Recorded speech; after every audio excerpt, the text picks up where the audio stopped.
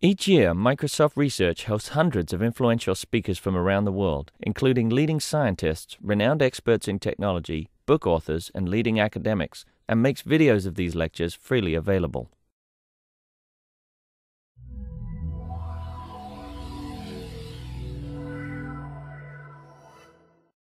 Are you guys selling books today? Mm-hmm. Discount for more than 20? Yeah, I'm sure she can get you a discount for more than 20. Hi, folks. Good afternoon. We're going to go ahead and get started. Welcome to the Visiting Speaker Series. I'm so glad you could all join us this afternoon. We have two very exciting guests today. On my left is Jamie Power, and on my right is Chris DeNove. They're both different flavors of Vice President at J.D. Power and Associates, and are here to talk to us about customer service. Their book is just fascinating because it talks about all aspects of customer service. And at lunch today, they were using a phrase called the voice of the customer. And this holistic view of customer satisfaction within a company, I just think is really fascinating, and I'm so glad that they are able to come and share their work with us today. So please help me welcome Jamie and Chris. Well, thank you, Tamara. We're really delighted to be here today and really appreciate this opportunity to spend a little bit of time talking to you about the voice of the customer, customer satisfaction, and the lessons we've learned as a business over the last 35 plus years. I thought I'd take a couple moments and explain to you a little bit about the history of our company and where we've come from. We started the business, my parents, around the kitchen table in 1968 outside Los Angeles. My father started his career in Detroit and working for Ford and then working for a company that served General Motors. And the lessons he learned from there, he brought with him in starting J.D. Power and Associates. And the concept of really listening to what customers have to say, using that information to make better decisions. And that's the basis for our company. And over the years, we've learned a lot, we've seen a lot about different organizations that really do it well, organizations that do not do it well, the lessons of leadership, and the organizations that speak it but don't necessarily do it. And the genesis or the start of this book really goes back to the fact that for many years, my father's an entrepreneur. He's out on the road 80% of the time. He's 74 years old. He just wouldn't sit down and write the book. So about 2 years ago, some advisors and my dad, they kind of said, okay, it's your job. And so Chris and I got together. We cleared our plates enough to put together the ideas. We went across the whole company. We talked to clients. We talked to other organizations that we knew. And this is really a culmination of a lot of different findings. Both big companies can get something out of this book and small companies. And what we'll do today is just take you through a few of the themes that we've picked up. And we'd definitely like to make this interactive as well, and we've set time aside to answer questions and react to any points that you might have. We see this as an opportunity to learn from you as well. And with that, I'd like to turn it over to Chris to talk about, do you have the clicker? Okay. Right there. Talk about, first of all, the number one issue is, does customer satisfaction really matter? And that is where I will take over. Thank you, Jamie. So, with that as a backdrop, why don't we start making it interactive by asking you as a group, does customer satisfaction really matter to a company, and if so, why? Anybody have an opinion on that? Did I see a hand go up? Well, well, unfortunately, just like an auction, you got to be careful where you put your hands. So I'm now going to ask you, does customer satisfaction, is it really important to a company? Why? Because it drives sales and market share and awareness of the company, awareness of the brand. I would tend to agree. And Microsoft, does it care about its customers? Yes, see a lot of nods. Yes? I would say it matters if customers have a choice about the product, or if there aren't competitors. But if they don't really have a choice, then, I mean, I think it still matters, but I think often it's not seen as something that really matters that much to the company. Well, I think you're bringing up an important point that we'll talk about in a little bit, and that is, yes, customer satisfaction matters, but it may matter more or less depending on the industry you're in. So let's talk about that for a little bit. Probably the most common question I get since we've written this book is, what's the single biggest mistake that you see companies make when it comes to customer satisfaction? And I'm glad that's a common question, because really there is a very simple answer. The biggest mistake that we have seen is that companies do not understand what the link is between customer satisfaction and what we'll call business outcomes. For lack of a better word, profits, market share, all the things that keep the company in business. So one of the first things we did when we did this book is we took all the industries that we measure customer satisfaction, and we looked at companies and put them into 3 groups. The 3 groups are companies whose customer satisfaction ranking within their industry has either improved, remained the same, or actually gone downhill over the last 5 years. And we wanted to ask the big question: is there a relationship between the change in customer satisfaction and the change in shareholder value? Well, that shows the relationship. We were hoping that we might see a 5 percentage point between the increases and the declines. When we saw that the companies that have improved customer satisfaction actually grew shareholder value by 50%, and those that declined in customer satisfaction actually lost 28% of their shareholder value, we knew we were onto something. The problem is, most companies simply don't make this link. We talked about it at lunch a little bit. It seems that every CEO starts their shareholder meeting with some type of statement about how much the customer matters to this company. But once the going gets tough, one of the first things that happens is investment is cut back on things that matter to the customer, feeling that it won't make that much of a long-term difference. Did I see a hand go up, or were you also pointing at a friend? How do you know what the cause and effect is? Obviously, companies that are making more money are able to invest more and therefore treat the customers better. And obviously, the market that's growing and customers are enthused. So which is the cause, which is the effect? The chicken or the egg? And that is a great question. It's the first question I would ask on this. To answer that question accurately, we cannot break out fully which is causing which. The reality of the matter is there's a little bit of both. But as I'll talk about a little bit more in the presentation, we also, during the course of writing this book, went to about 10 companies that traditionally top our customer satisfaction indexes and did very detailed investigations of those companies. The goal was to find out, is there something in the processes of those companies which separates them from the also-rans of our index? And we found there were very distinct differences, which helps us feel pretty confident that a lot of this change is, in fact, causal. Here's another example. We took, as you know, J.D. Power & Associates does a lot of work in the automotive field. So we took one question on our surveys, people that owned their cars for 3 years, and said, overall, how satisfied are you with your ownership experience? And we put all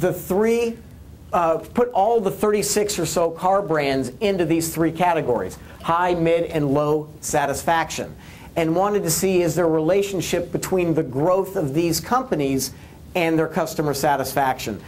With a show of hands, can you raise your hands if your car is in the high satisfaction group? Well, either you guys are very automotive astute or you're lying, because that looks like about 80% of the room to me. How about a show of hands on the mid satisfaction group?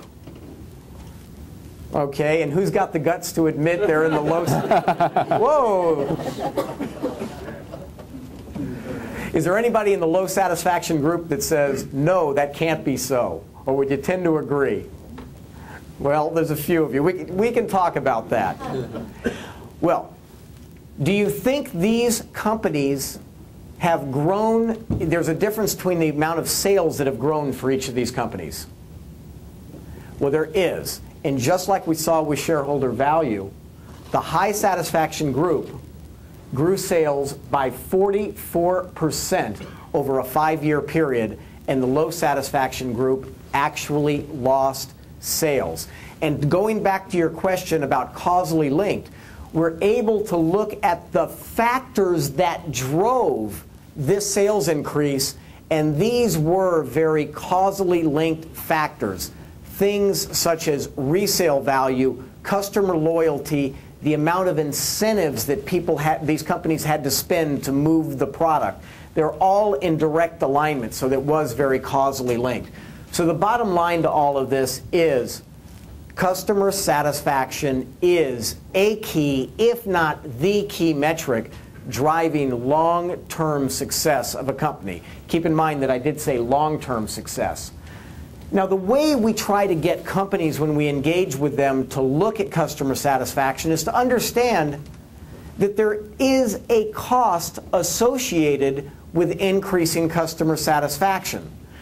So there's a certain cost, and then you get a certain impact on customer satisfaction.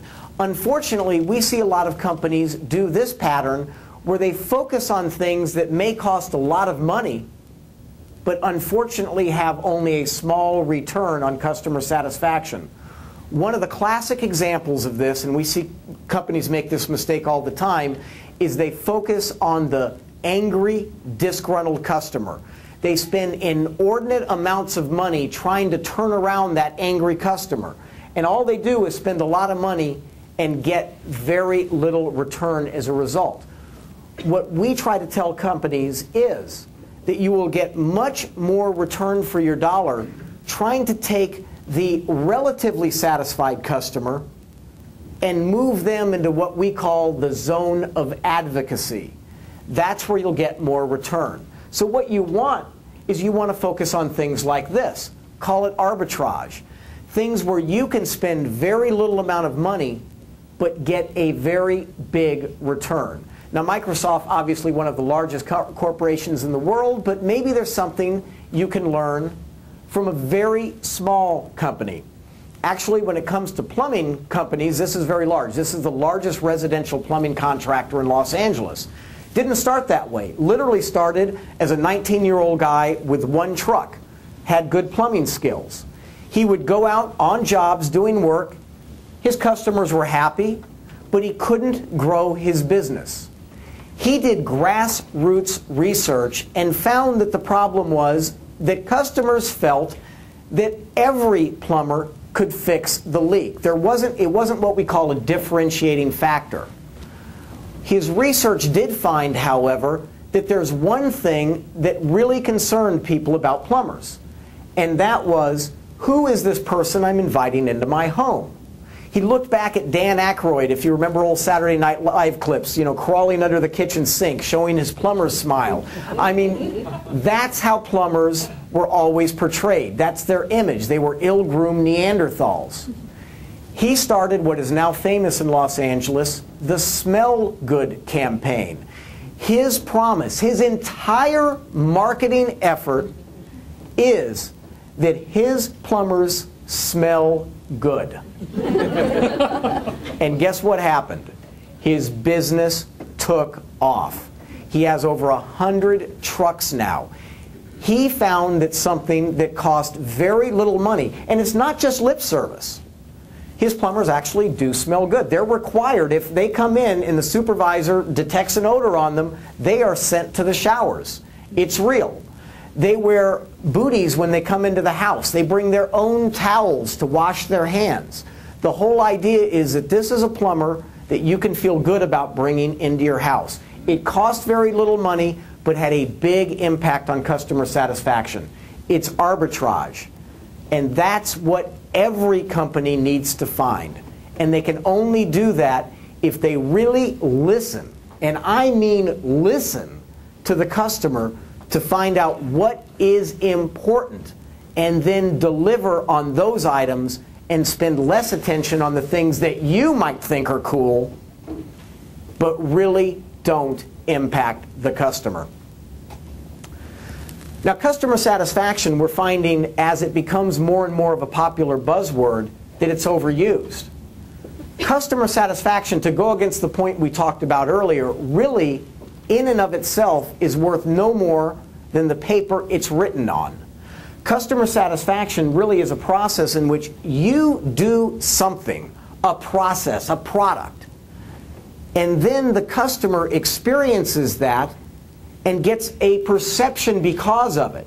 But whether they feel good or bad makes no difference to you unless it then finally translates to buying behavior.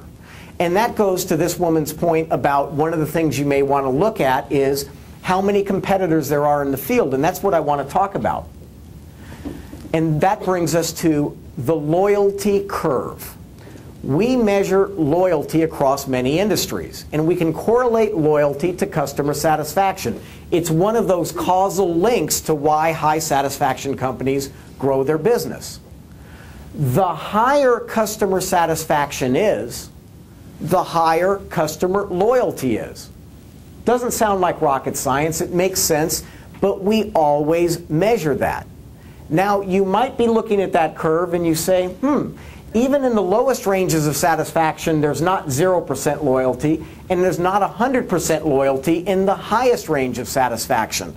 Why doesn't the loyalty curve look like the red line, where there's a perfect relationship between customer satisfaction and loyalty? Why do you think? Yes? You can't make everybody happy. Well, if you are a company that has made everybody happy with perfectly high customer satisfaction, we're still saying you're not going to have 100% loyalty. And if you're a company that every one of your customers is angry, you're not going to have 0% loyalty. Why? Price and demand. Some people just can't afford the highest quality or aren't willing to pay the highest quality for that. What if that's a good point.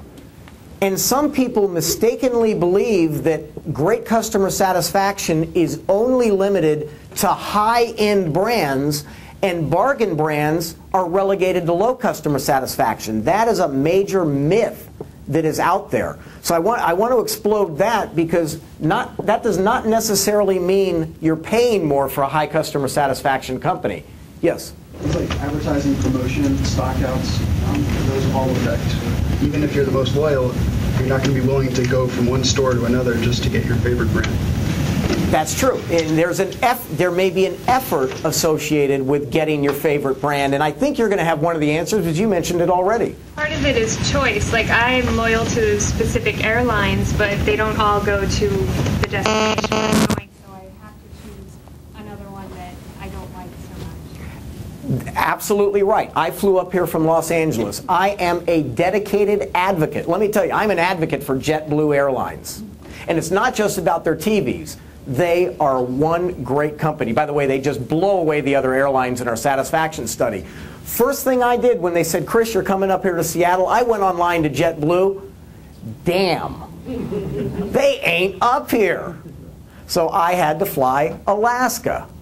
Not that bad, but I wanted to fly JetBlue. I would have driven to another airport in Los Angeles, driven 50 miles to fly JetBlue. As satisfied as I am with JetBlue, I didn't take them. So you're right. You talked about the effort you might have to make. You talked about the fact of how much choice there is. And you're absolutely right. We call it cost of switching. Loyalty is impacted by cost of switching. The number of competitors, as we've talked about, is one of those costs. The availability about information is another cost, something you might not normally think about. The internet is lowering the cost of switching. It is costly or risky to purchase a brand you're not familiar with if you know nothing about what you can expect with that brand. The internet is giving people information about different brands, and it is a reality. Internet users are less loyal consumers because they are less afraid to move on to other products. Cost of purchase. The more expensive the item being purchased, the more likely somebody is to be loyal because, again, it's costly to make the switch. If you make a wrong choice, you've spent a lot of money. Frequency of purchase. If it is something you're going to have to live with for the next 5 or 10 years, let's say a car or a home, you're going to be less likely to try a brand you're not aware of. But if it's something like toothpaste that you might be out there buying every couple weeks, go ahead. Take a risk. You're only going to be stuck with it for a couple weeks. So, finally, use of loyalty programs. Oh, and ease of purchase or installation. Let's say it's insurance.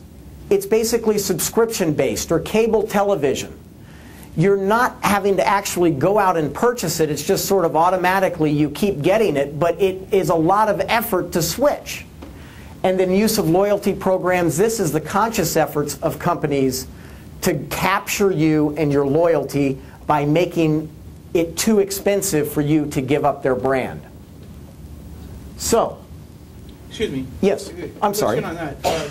How do you measure loyalty for a company that actually controls, to a large extent, the cost of switching for its clients? Can you give me an example? Microsoft. For which one of your products? Because I'm actually going to talk about Microsoft and cost of switching. OS, you know, if you the operating system, all right. The operating system. I'm sorry. You're an enterprise. You've made investments in your operating system. There's value propositions for applications out there that compete with ours, but your risk as a customer is, or the effort that you have to make is, I got to switch operating systems? And maybe not. I'd rather stay with what I know works, things like that. So to some extent, we can claim to have some larger control than many other competitive smaller companies over the cost of switching. Therefore, when you measure loyalty for Microsoft, don't you have to have a sort of coefficient of some type? Well, tell you what. Let's take. See my question? Yes. Let's analyze the cost of switching operating systems against these various factors. Okay. Let's look at choice. How many competitors are there if you own a computer and you want to switch operating systems because for whatever you're so frustrated with Windows? How many other choices are there? There are a few. A few. Mm-hmm. And what? Linux. You really can't switch to Apple without switching a computer, but maybe you're so fed up you're going to actually switch computers. But so there's not a lot of choices. So you're high on switching costs for a number of competitors. How about availability? Yep. How about let's just run through these. How about the availability of information? Do consumers know about what they're going to get into with the various operating systems? A question. When you talk about loyalty in the operating systems and the other products, I mean, from my perspective, our biggest competitor is ourselves, the earlier version.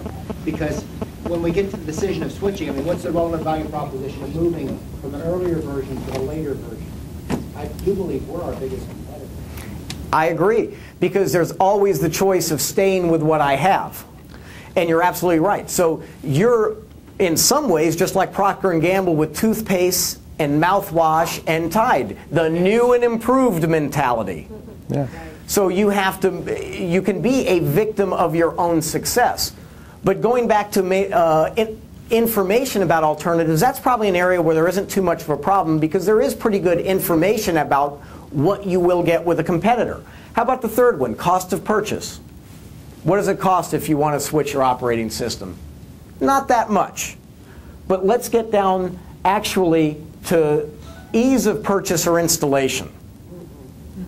You are through the bloody roof when it comes to that cost of switching, because it is a pretty daunting task for somebody to say, I'm not happy with my operating system, I'm going to switch. And that's probably the biggest one out there, and not so much use of loyalty programs. So what we find is if you are in a high cost of switching industry, you actually get a lot more loyalty than you deserve.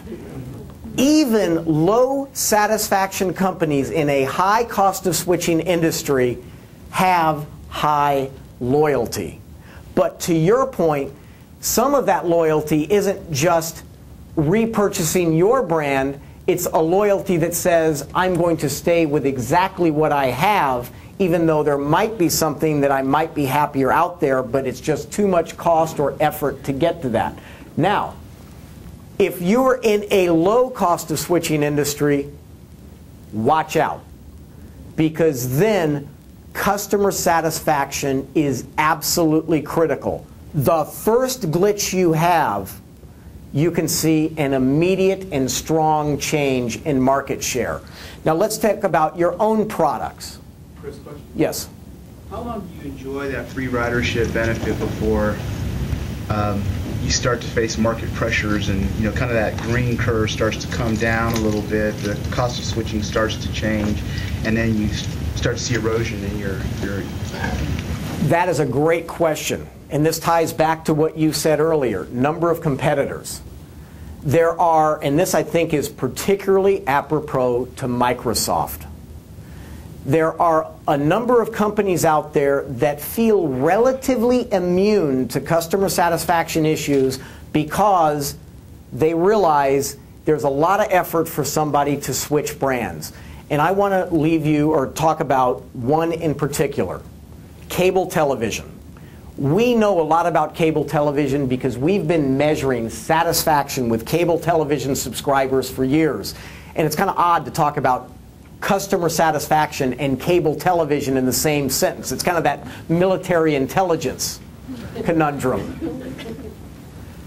Well, the cable industry, if you're like most people, it's based on where you live. You can't go to another cable provider. And guess what? Cable companies acted accordingly. They provided DMV-like levels of customer service or disservice. Well, what happened is exactly what you're saying.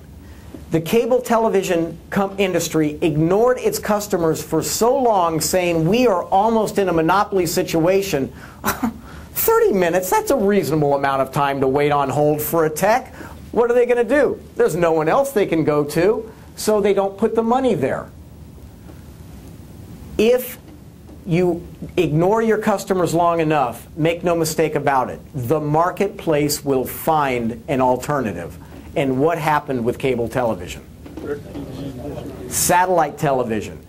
And when we measured the first year we threw satellite television into the cable study after they came out, I mean, it looked like on our ranking charts, here's cable television down here, and here's satellite up there. It was night and day. And you know what's happened? Over the last few years, the service of cable companies has been coming up dramatically because all of a sudden they are now in a competitive environment. In fact, Jamie, I think, was going to talk a little about utilities in a similar situation. And we spent some time with the founder, amazing guy. If you ever have a chance to meet him, down-to-earth, great person, Eddie Hartenstein, one of the founders of DirecTV. And he just laughs at the cable industry.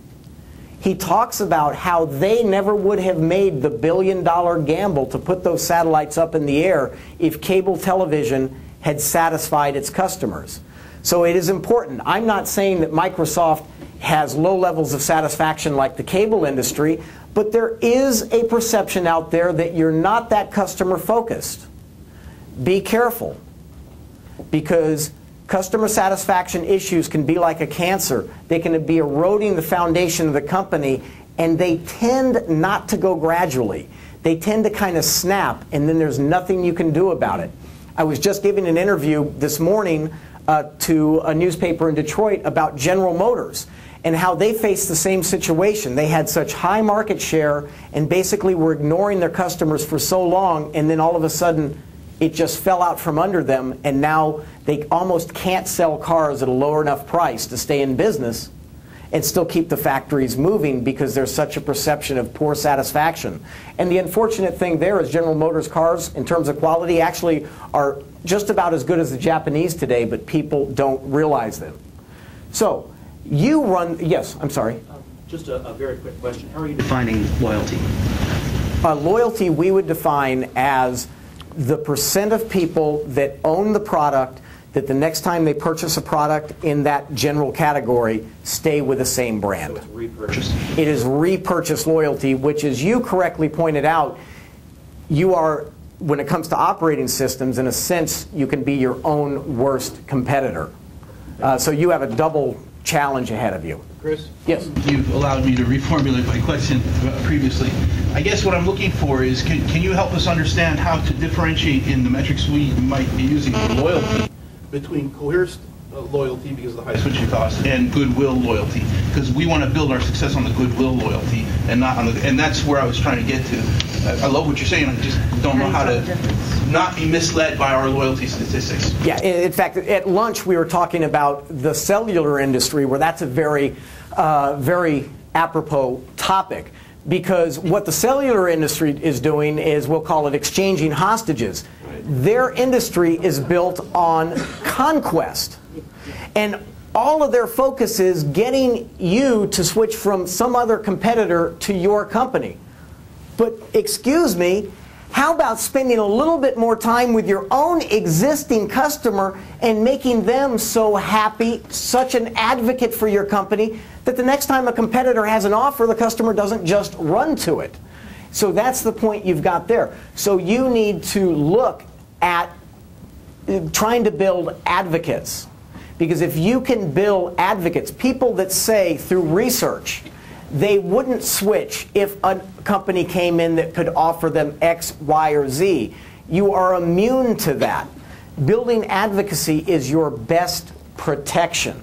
Now, if you want to talk specifically about how to measure that, in fact, did you want to add something? Well, I was just going to say a little later on in the presentation we get into one of the other, you can, loyalty, you don't have to take it literally as a metric of repurchase. Okay. There, you might find, and for many organizations, you've got to find what that key performance indicator is. It might be, in this case, intended loyalty or word of mouth, some form of advocacy, as Chris is talking about. We've got some examples of. Hold on. Yeah.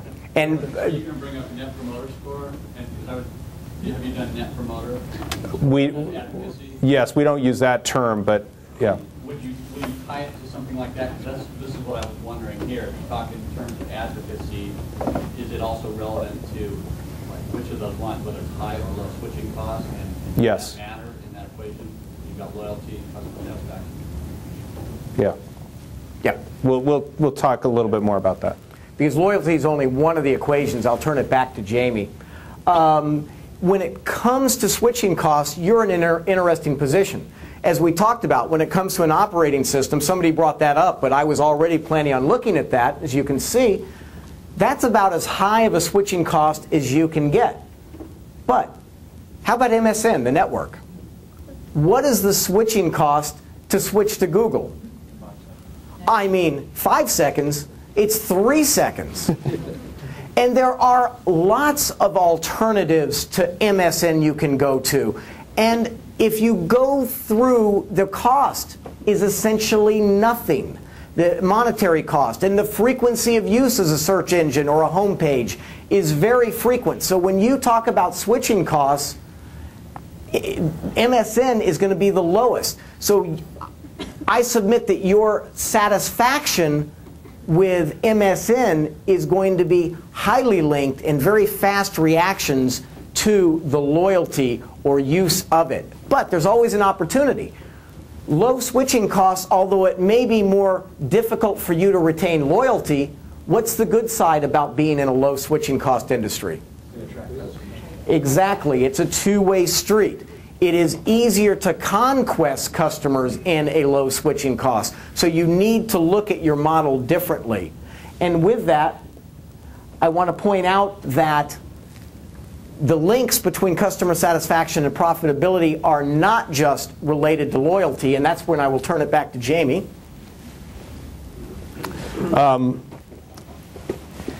Think about yourself when you're talking about things like being a utility. We've got an example in the book about a company called Salt River Project, which is based in the Phoenix, Arizona area. It's a utility. You don't have a choice what electrical service you get. But this is a company that was faced with the prospects of deregulation, future competitors. They were fearing the fact that customers were going to be able to choose which electrical service they could subscribe to. And they went through a process themselves. They knew that the market, or at the time, the world was going to become more deregulated. And they saw this as a threat. And they tried to they embarked on their journey. I shouldn't say they tried. But what they did is they transformed the organization to focus on the customer. And what they've done is they've created new products, new ways of serving the customers that a utility had never even thought about before. And the idea of creating this advocacy really helped. And where did it pay back? Do we have a slide on this next one? On Salt River? Yeah. No. Okay. Well, talking about price premiums. I can do shadow puppets. That's okay. Talking about price premiums. So what does that mean? For a utility, how does a utility charge? It's based on regulation. You have to go to the state or some sort of government body who regulates how much a utility can charge. Well, we did a survey, or we do surveys of customer satisfaction for utilities. And we took this data and we worked with our cousins at McGraw-Hill at Standard & Poor's, and we did an analysis to understand what the markets were paying, what the market was allowing in terms of the regulation for high-performing utilities, high-performing in customer satisfaction, low-performing. And what did we find? We found that the markets, the regulators, were allowing price premiums to the companies that were performing very well. And this becomes almost like that reverse snowball effect. It's good breeds more good. And you get this culture, this organization that drives even more. And as a result, there is a price premium benefit. And we have that documentation to show the fact that customer satisfaction does pay off. The other idea is word of mouth. I'm sorry if I don't remember if we have this in the slides. Let me see. No. No. All right. Let me just back up. Word of mouth. We have lots of data. We show it in the book talking about recommendations. The idea that moving beyond just loyalty, there's so much competition out there, for instance, particularly with the auto industry, so many different choices. What we've been pointing out for several years, many years, the idea that it's a word of mouth. The friends and relatives and people that you talk to every day and what you say about those products actually have more of an impact in overall business outcomes, conquest sales, new sales, committed customers, in terms of what's happening. So we do have that high correlation. If I could just add something, a lot of my experiences comes through the auto industry. So we measure satisfaction with car dealerships, and then we go back after a period of time and find out how many people they've actually told about their experience at the car dealership. And we find there is a relationship. The more satisfied they are, the more likely they are to have told somebody, hey, if you're in the market for a car, you should see, here's the card, you should go see this person. But we also measure negative word of mouth. And sure enough, if somebody's not happy, they are more likely to tell somebody, oh, you're in the market for a car? Well, I don't care where you go, but let me tell you about what these bastards did to me. And the interesting thing is we found that people that were really unhappy were about 1.5 times as vocal as people that were very happy. And we've done similar research in other industries, and we generally find that people are not going to go out and be an advocate for your company unless you move beyond satisfaction and really make them excited or passionate. Being satisfied just means they aren't going to talk one way or the other. But if they're dissatisfied, they're going to be about 1.5 times as vocal as if they are very satisfied. Excuse me. How do you ask that question? Because if they're not an advocate, then won't they just kind of give you whatever you want to hear? In terms of, would you tell somebody about this? The advocates will tell you that they will tell somebody, but the non-advocates will say whatever. And so how do you trust that answer? You can't ever fully trust an answer that you have asked somebody, but you are absolutely right. You can get me off on my market research soapbox when it comes to somebody's intentions. I hate to ask about their intentions. I want to find out about behavior.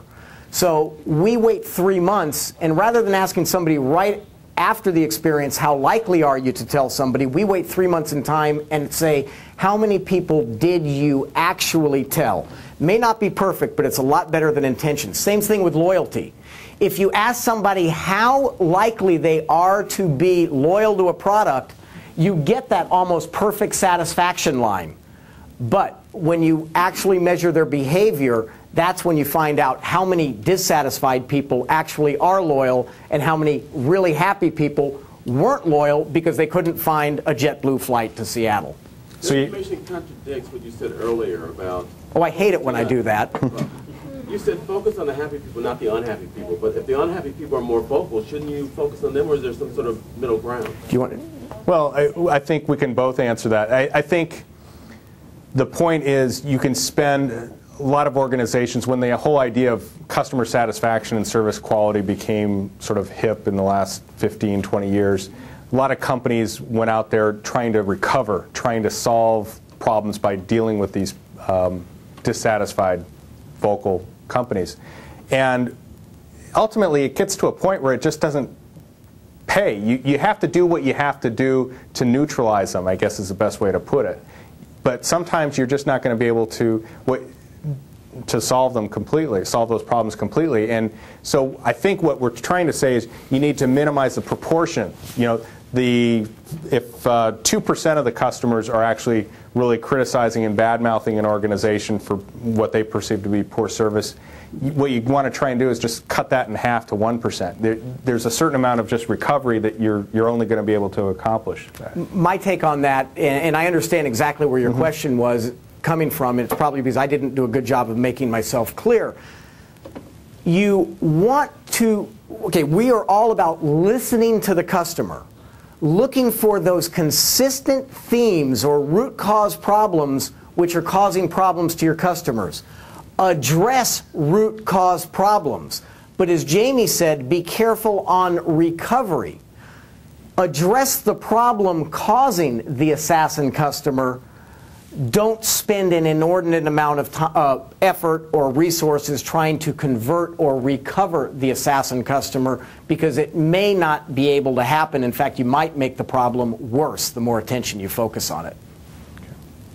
And then the fourth point on here is greater extra spending. This is another fact that we find, that customers that are happy, that are satisfied with the products or services, do spend more money on extra products. And we've got the data to show that. But one of the other things that we wanted to briefly cover too, especially as you're a global company, understanding how global and cultural issues do affect customer satisfaction and how it varies across the globe. And as and these are just general thoughts, but it is something that I can't just take for granted, or none of us can take for granted. For instance, what we find in doing our work, Europeans are tougher graders. We've been able to statistically, quantitatively show that, especially Germans, they're tougher graders than Americans or Asians. On the other hand, Americans tend to, the glass is always half full. I mean, they're eternal optimists. And people in Asia, however, it's a much tighter distribution. You rarely find people giving exuberant ratings, but you also rarely find them really giving you devastating ratings. And just to demonstrate this a little bit, we've got this data from people who stayed at hotels, UK property hotels and US property hotels, and we divide it between respondents who are UK customers and US customers. And we've been able to show time and again, and this is what we do, is we help clients of ours understand the fact that same property, but overall, the UK customers are giving lower mean scores for what they experience. And it's not just in hotels, it's also airports, another area that we cover. So these are factors that need to be worked into your organization as you're developing your key performance indicators and your benchmarks and understanding of what's going on, that the world is not the same. You can't be a US-centric company when you're evaluating this type of information. And you can even look for even more fine lines of granularity when you divide up Asia or you divide up Europe. Jamie, can I ask a question? Can you go back one slide? To, no, one more there, right there.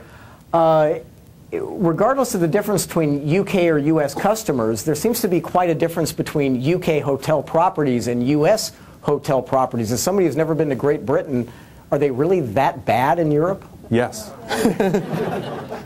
They're overpriced. They're small. It's kind of like the British food. It's, you know. Oh, come on. Who else has stayed at a hotel in Great Britain? Yeah. Do you agree with me? Yeah. No, I think one of the things to think about or to understand is in part of our advocacy, and I'm in charge of our international operations for our business, and I go around the world speaking and visiting and seeing customers and clients. The U.S. is a leading place of the world for customer service. People have said, well, Japan is a real service-based culture and economy. I don't believe it. The U.S. is where customer service and focus on the customer is really extremely good. Other organizations or other parts of the world are catching up, and sometimes they do give lip service, and it's not quite there. But I think I'm kind of on a soapbox here, but I think other parts of the world are looking to the U.S. For instance, we started doing work in India in 1997, and we hadn't done anything up to that point, and it was the auto industry that really pulled us there. And quite frankly, it was like, we got so much going on, why India? And this was certainly before India really became a hot place for business. And when I went there, what I really understood is, for instance, the Indian automobile industry wanted to be legitimized. They saw how quality and customer service in the auto industry had improved in the United States, and they saw our organization as being a big part of that. And what they were trying to do is saying, look, we want to be evaluated. We want to be measured in the same way. They wanted that type of competition. They wanted somebody to kind of hold them accountable for service with their customers. And this is a little bit about what we see, how the world is changing and becoming smaller. And I know that sounds so trite, but they're looking towards the U.S. for this leadership in terms of customer service. It's now starting to happen more so on the continent of Europe, where, again, old Europe, they really didn't always... the idea of customer service was, unless you really knew somebody, you didn't get good service. It's starting to change. That wall is starting to tumble down. Yes? You mentioned in Asia, you're more likely to get kind of what we call the swing voters, the people that are just in the middle and they're not really either very or very dissatisfied. But the numbers that we see in Japan are disproportionately low for satisfaction for Microsoft. And so I'm wondering, do you see... For Asia, I guess, in general, is Japan different, and particularly in IT, do you find Japan to be different from Asia? Yes, Japan is definitely different from other parts of Asia. I think that I don't really know the IT area very well. I think that you do have that island mentality of Japan, and it's... cultural. It's deeply rooted. I think that in some respects, it's I don't know. Like I said, I'm in charge of our international operations, and I kind of almost do not battle, but you have these conversations all the time where, oh, we're Japan, we're different, and yes, they are different, but it is complex. Other than acknowledging your point, I don't really know how to... That doesn't seem peculiar to you relative to what you've seen? No, because it's the whole kanji characters and how things have been built, the way that the government has worked with industry to support, and here's an example. It's not software related, but it's technology related. The telephone systems. There's so much, in a way they've been more advanced than they have been in the United States. And we're now part of the McGraw-Hill companies, and we need to invest in a new phone system for our office over in Tokyo. And the McGraw-Hill standard is more of a traditional sort of digital-based PBX system. Well, those are very, very expensive in Japan. Why is that? Because the government is trying to subsidize and kind of encourage the use of the voice over IP standards. So those are much more cheap and easier to get. But so you kind of get into these conflicts of, the way that their government and the way their systems sort of support these new technologies, for instance, and it kind of goes in the face of conflict with standardization.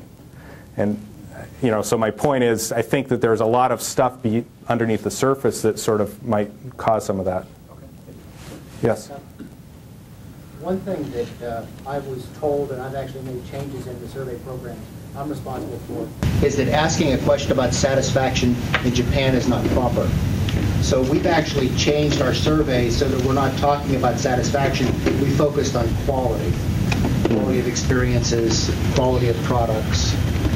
I honestly have not heard that before, and we do ask questions about satisfaction. But I think the thing that we do is we don't just rely on one question, overall how satisfied you are. Some of the slides, you've referred to that data, but what we try to look at are the dynamics and the underlying causes.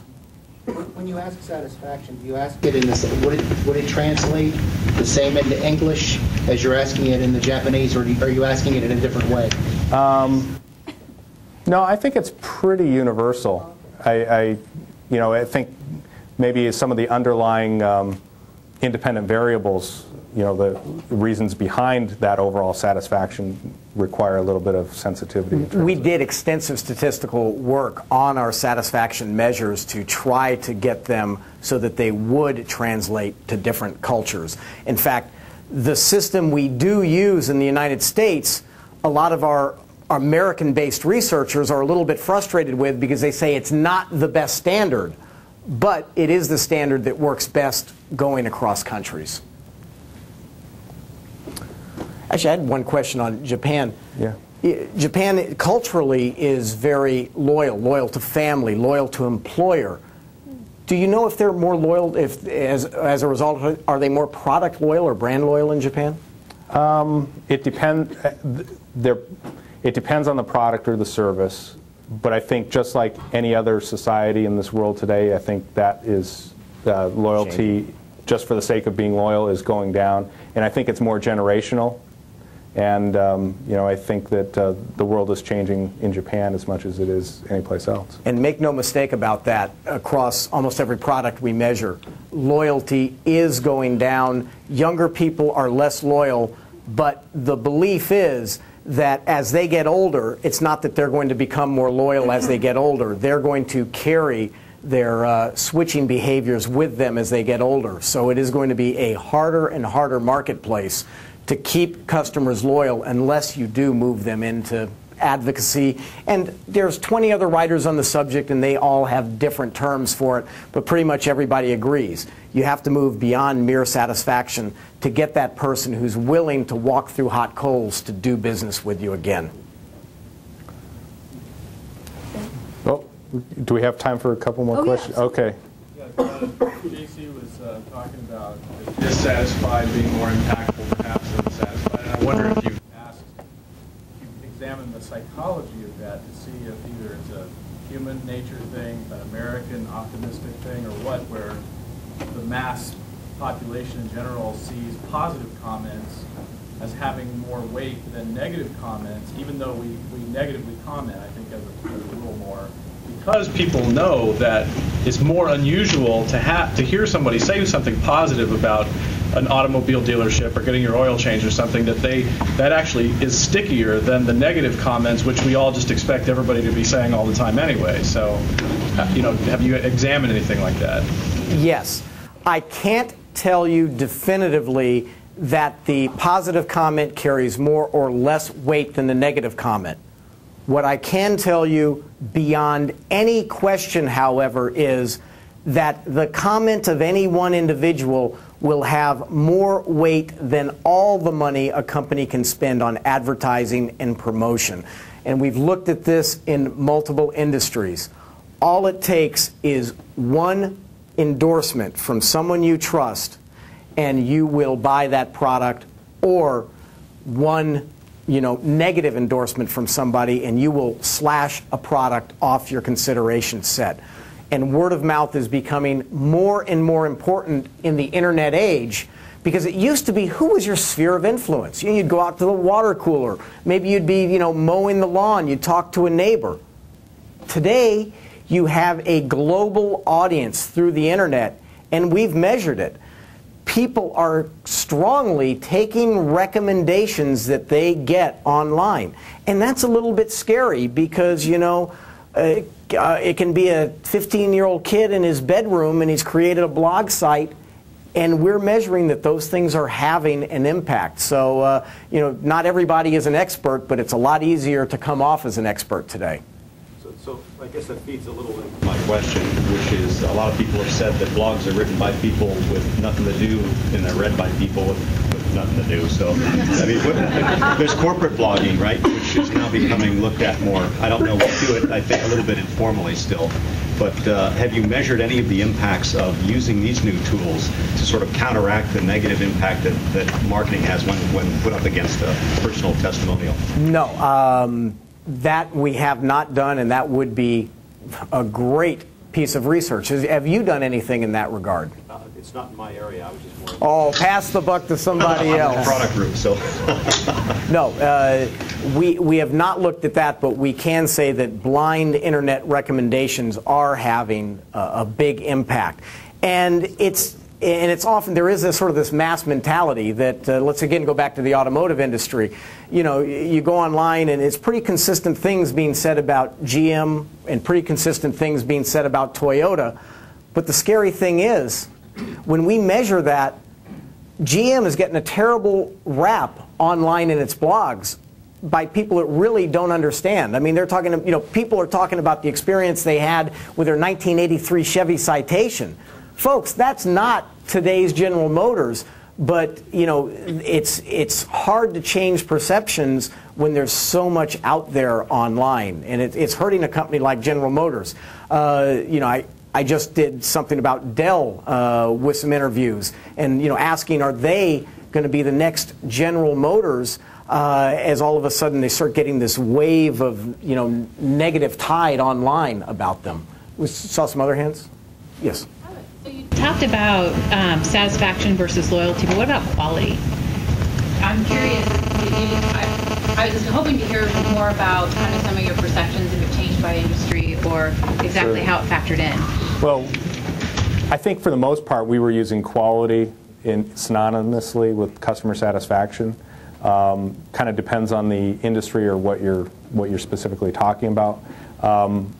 We have a lot of good information that shows, for instance, the automobile industry has actually improved in its overall ratings of quality, especially compared to some of the other industries, service quality related. If Microsoft, let's take programs, obviously a big part of your business. You're a product supplier. Now, satisfaction with a product is two separate items. There's what we would call reliability or quality, and then there's execution. Let's take a program.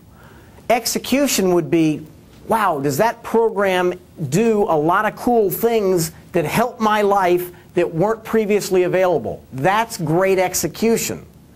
But that is totally separate and distinct from quality or reliability, which is, does it continue to do those cool things every time I use it, or am I always in constant fear of the blue screen of death? That is, you know, a failure in any one of those areas. Now, when it comes to a basic transportation car, probably the reliability aspect of quality is more important than the execution. But if you're talking about a sports car, you might be able to put up with quality reliability problems to get great execution. So every product manufacturer, no matter what you're manufacturing, you have to look at that. But with some products, not every product, there's another element of satisfaction beyond execution and quality. What do you think it is that goes into owner satisfaction? Reputation. No, not reputation. Experience. Customer experience. Well, the experience is the quality and the execution, but those are both related to the tangible product itself. What else there might be? Doing business with it. Yeah. There's support. There's sales experience, and more importantly, the service experience. Now, that's where Dell is running into problems. So you have to be careful if you're one of those rare product manufacturers that also there is a service element to your product. Never forget that. Again, it's a weakest link scenario. The low, medium, and high that you guys pulled up, is that a worldwide thing, or would things shift based on, say, the survey down in Europe for the same cars? Would Land Rover move? So I guess maybe the loaded question here is there a nationalistic point that may shift some of that satisfaction? So in other words, is where Land Rover was low here in Great Britain, is Land Rover higher? I think it correlates this. Well, I don't have the numbers to back it up anecdotally. I'll tell you the numbers do correlate. Volkswagen is an example. In Europe, it's had quality problems and service problems, something that Volkswagen itself has not wanted to deal with.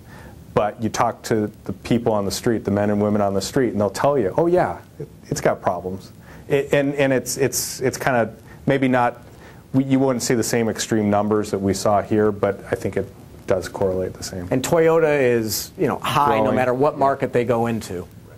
Yes. I haven't heard of one factor that you haven't actually discussed much. That is, for instance, in the call center, right?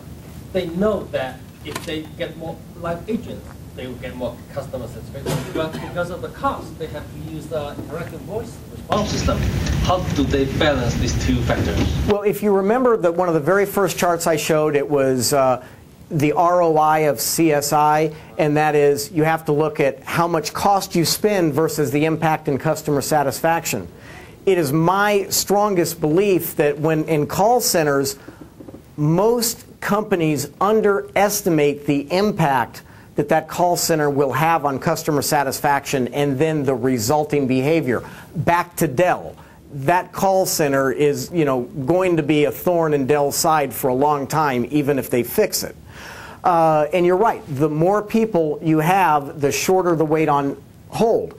When we did the research for the book, and we talk in the book about a lot of these examples about the companies that traditionally do well, one of the factors was those companies that have call centers, they have moved away from the philosophy of maximizing the number of calls that one representative can handle per hour and talk very strongly and passionately that it's problem resolution. The key metric is being able to fix that customer's problem in the first call because they found how expensive it is when a customer has to call back. Also, just as important, another factor that came through on the leading companies is personality. When you're hiring an employee that will touch the customer, such as a call center representative, don't just try to hire the cheapest employee you can and then train them the technical functions of the job. Screen first for personality. Because the leading companies understand that lower level employees are the front lines of customer satisfaction. And that probably more than any single thing in the book through our research came through is really you cannot train personality. Yeah. We have time for 2 more questions. Yeah. And then over here, I believe. Okay.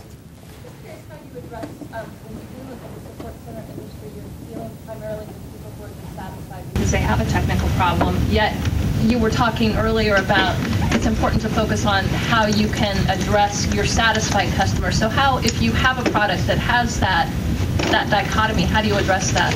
Well, I think you need to obviously segment these situations, and yet you have to deal with them. I think, first of all, with a call center or something, a recovery type situation, we find that customers tend to give you some slack. They understand that the world is complex, and whether it's software or products or hardware, they accept that. If you can solve that problem in the first try, boy, you're golden. We actually, even in some cases, some industries, we're able to show you actually exceed customer expectations when you're able to solve in that first run. But if it's a prolonged problem, that's when it gets really sticky. The whole issue about the, imagine a bell curve. If on one side you have the very dissatisfied, and on the other hand you have the very satisfied, and in the middle, that hump in the middle of sort of people in the middle. What we're talking about is that's not a service recovery issue. These are the people that just sort of on a scale of 1 to 10, they just kind of rate you a 6 or a 7. The point is you try to move that bell curve to the in your case the left. You're affecting a greater volume of people, and you're going to create an overall greater sense, a greater volume of improved or higher satisfied people. That's what we're talking about in that case.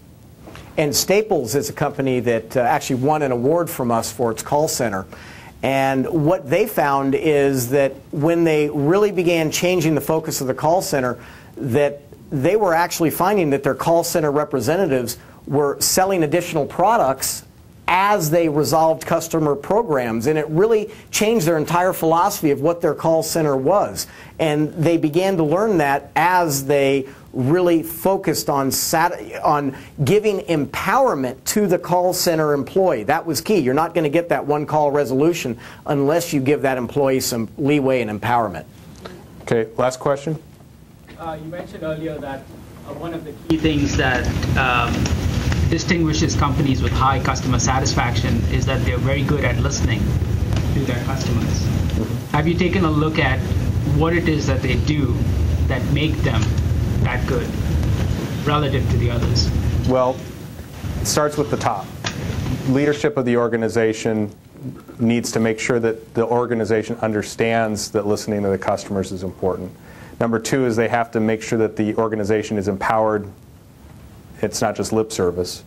Another key factor, key finding, is that organizations that weave it into their culture, and I know these are almost like a Venn diagram. They kind of all fit together. However, the voice of the customer is woven into the culture really is a key indicator. Another one is measure and track.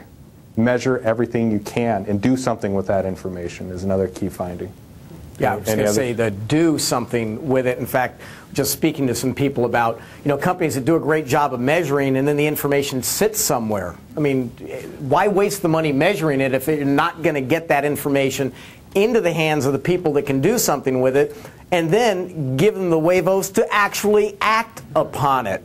I mean, the Ford Edsel is a perfect example, and we talk about that in the book. I mean, they had all the research in the world that said don't do it.